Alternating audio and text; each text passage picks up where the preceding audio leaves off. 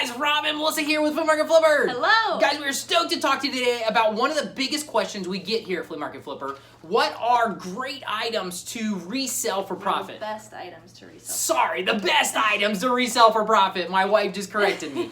That's what we're working with today, guys, and we broke it down into 6 categories for you guys. I have them written down so we don't forget anything. That's it. So excuse our notepad. Melissa's got it written down. We don't want to leave anything out. This is great information. Get your notepad out because you're going to want to take notes. So we're going to tell you all the 6 to start with, and then we're going to dive into them and give you an example of each. Exactly. Stuff that we have sold and kind of like what we've done with it. So that's what we want to give you examples on. So first to start off is large items. Large items is where we make... Sorry, go ahead. No, go ahead. Large items is where we make our money, guys. When we went into this full-time, that was what took our income from part-time income to a full-time, being able to provide for our families, doing the larger items. Yeah. So unique items, which we love too. unique items, we've done some crazy weird stuff, some stuff people would turn their nose up at, but we've made some good money at it, so it's amazing to do them. Non-working items. Non-working item. People turn their nose up at these too and think if something's broken, why is somebody else going to buy it? There are items out there that people pay me ridiculous money for when they're broken and I don't know how to fix them or I can't figure out how to fix them, but they have to have high profit margins on them. They have to be worth, high retail, I should say, to be worth it to buy them and resell them. So, but people will buy the stuff out there to do that and fix it themselves.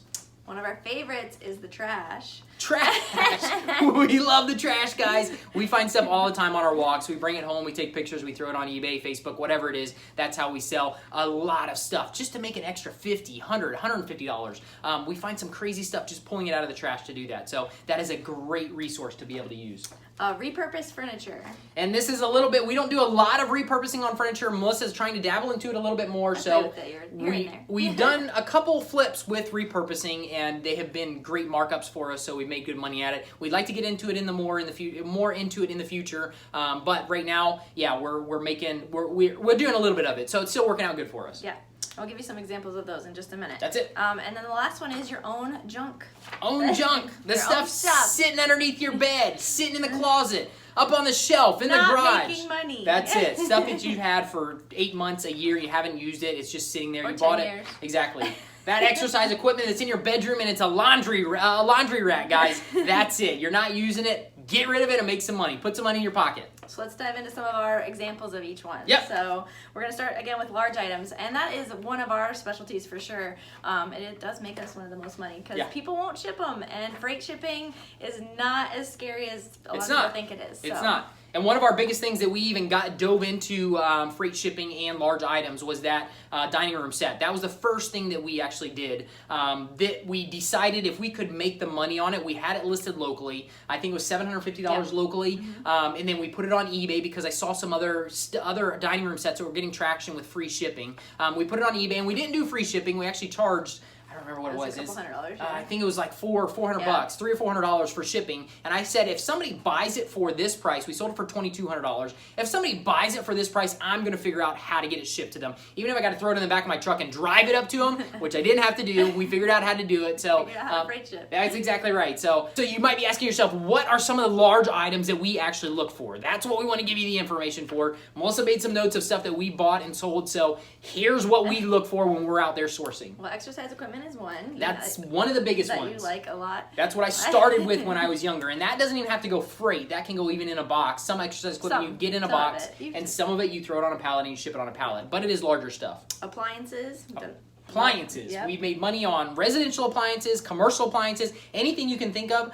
If it's a higher end appliance and you can get it for a good deal, you can make some good money on it. Commercial equipment, like restaurant equipment. Restaurant equipment, even like compressors, all kinds of crazy stuff. You can make money on commercial stuff because it usually has a higher retail, and then you can sell it. If you get it cheap enough, you can definitely sell it and make some money. And furniture, which we kind of talked about too. Yep, furniture, definitely we have that option as well. But we haven't done a ton in furniture. We've done a little bit.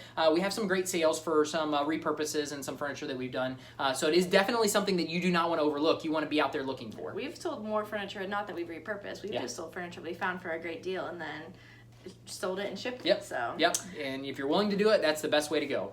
All right, diving into the next category is unique items. Unique items! This one's a fun one, guys, because we've done some weird, crazy stuff. I say weird, but a lot of people say it's just unique items. So yeah, one of the ones we're known for, and that's what when we're out there sourcing at the flea markets, yard sales, or even thrift stores, you're looking for that thing that's the oddball out. I mean, one of the ones that sticks out to me is our prosthetic leg. We made a ton of money on that prosthetic leg. It was discounted. People at the flea market were putting their nose up at it, and they're like, what is somebody going to do with a prosthetic leg? Well, we bought it. We paid $35 for it, and we sold it for $1,000 super quick. Like in a day, within a day. It was ridiculous. So that's one of the things that we've done that is weird. The Harley sign. The Harley sign was big, but we paid $250 for that thing. We sold it less than a month for $7,500. Yeah, and that's the biggest thing we've shipped to date. The biggest crate you've built to date. And that was huge. It was like 8 foot tall. I think it was like 10 or 12 foot long, 4 foot wide. It was big, and we built the crate. It took me longer than I thought to do it, but we did it, and we made some great money on it.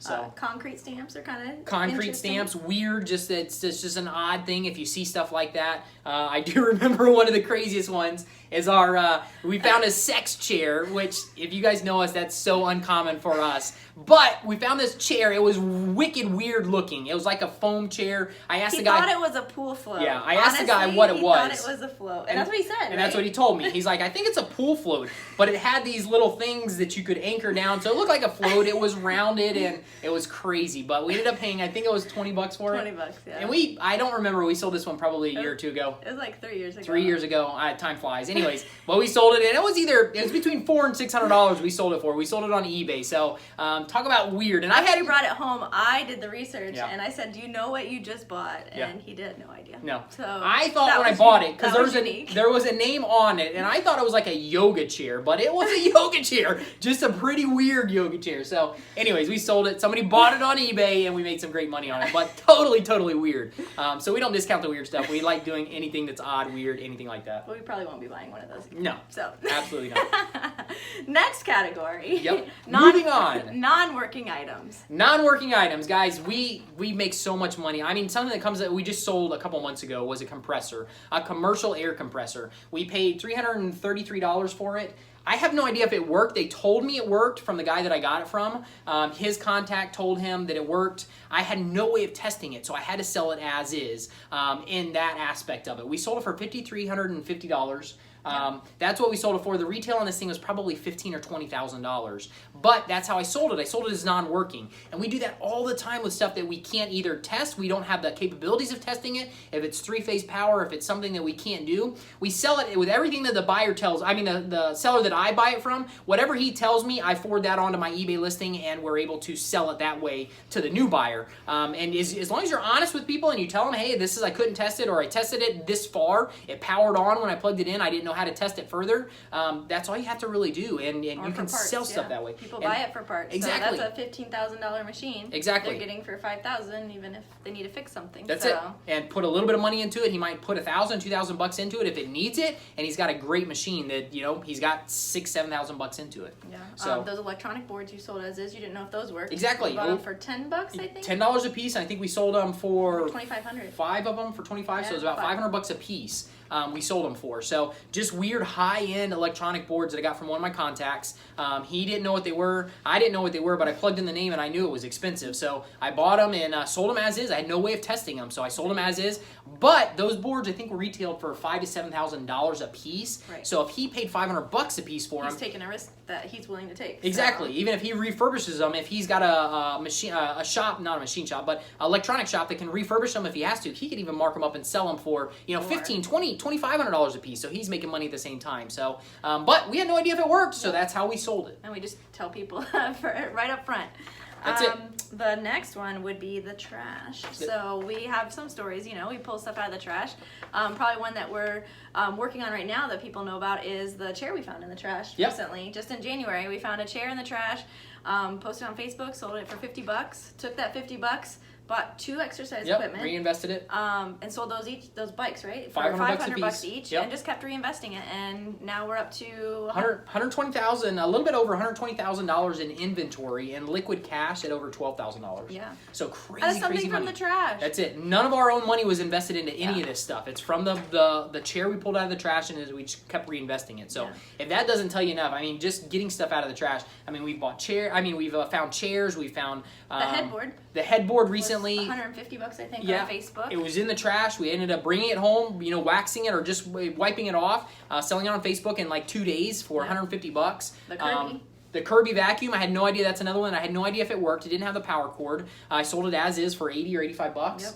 And golf cart chargers, the same thing. If I come home, I find them in the trash, golf cart and wheelchair chargers, plug them in. If it powers on, I say, hey, it plugs in, it powers on. That's all I can tell you about it. And then we sell it. But they're out of the trash, and we can make some good money, anywhere from 50 to, I think even we've made 200, 250 bucks on those things. So just stuff out of the trash you can't discount. You have no idea why people are getting rid of it. If they bought a house and they're clearing out the garage, or they eviction, whatever it is, you don't know why stuff's in the trash. So never turn your nose up at that. If you see something in the trash, maybe grab it, bring it home, see if it's worth anything, throw it away. If not, you didn't lose anything but a little bit of time. Yeah, so you have nothing invested in it. That's it. So, the next one is repurposed furniture. So again, we talked about that a little bit already, but we don't repurpose a lot, but we have sold several things that actually there was the one end tables that we bought for $20 that I painted, and we sold for $300 on eBay, and plus shipping. Yep. She paid for shipping too, so we freight shipped those. And the other end tables I didn't end up doing because you told me not to. The antique, because they were really pretty. And he's like, don't touch these. They're really pretty as is. And we sold them for $400 plus shipping to North. So that we paid $40 for those. So in a yard sale in the Keys. That's right. Yeah. That's right. And then we haven't done. We did the dining room set that we told you. That was a dining room chair. It was like 8 or 9. No, it was even more than that. I think it was 8 to 10 chairs on a dining room table and a buffet, a huge buffet behind it. And we put all that stuff on a pallet and shipped it. One thing, we also think this is a very unique market that people are not shipping their restorations. So if you can get into freight shipping, that is seriously... For sure. Most of the people out there doing repurposes, they'll sell locally. They're selling locally, but they're using amazing pieces of furniture because you're not wasting your time on something from IKEA. Beautiful stuff. Exactly. And it turns out gorgeous, and you're not utilizing your skills and the money that you can make on these things because you're only listing them locally. That's where we think it is a very untapped market. Exactly. You can make more money by throwing them on eBay and by shipping them, because if it is something beautiful that it's a one of a kind repurpose, then people will pay the money to ship it no matter what it is. If they want it, they're going to pay the extra money to ship it. So don't turn your nose up at that one either. You can definitely make some great money on the furniture if you are repurposing it or just selling it as is on great pieces of furniture. The last one is your own junk, your own stuff. Own stuff, guys. This is huge. People, we accumulate, Melissa and I accumulate stuff like crazy. And we have stuff that's stored under the bed. We have stuff stored in the garage, in the storage units. Stuff that we are not using is just sitting around. Man, just take a little inventory. Take an hour one day and go through your house. Go through your closets. The stuff sitting in the closet. The exercise equipment you're not using. Especially if you have kids. They go through toys, but clothes, also equipment, baby equipment. Half the time, babies don't use stuff for a long time, and then it's still good and you can resell it. We've resold all our strollers, the cribs, everything pretty much. So you probably have a lot of stuff right now sitting in your house, sitting in your garage that you can just go pull out, and I bet you could make $500 within the next week just pulling the stuff out of your house and out of your garage and selling it local, sell it on eBay, however you want to do it. Just get rid of it because you're not using it. It's taking up space and it's costing you money. So that's one thing that we could recommend you doing if you want to, but that is one untapped. Is that untapped? Is that the right word? No. That's one thing people are not doing to make money. How's that? Underutilized. Underutilized. Thank you. That's what I was looking for. My dictionary wife. She's taking care of it here. But okay. So, anyways, what else we got? Is that That's it. That's sweet. 6. So hopefully this helps you out, guys. This is what we wanted to do. We wanted to give you the number one question that we get. We wanted to actually answer that for you, and hopefully you can take Take what we've told you, utilize it, and start making money with it. That's our goal, is to help you make some more money. So that's it. All right, guys. So what category are you going to start with? Pick one of the 6 and comment below and let us know. That's right. We want to hear from you guys. All right, guys. See ya.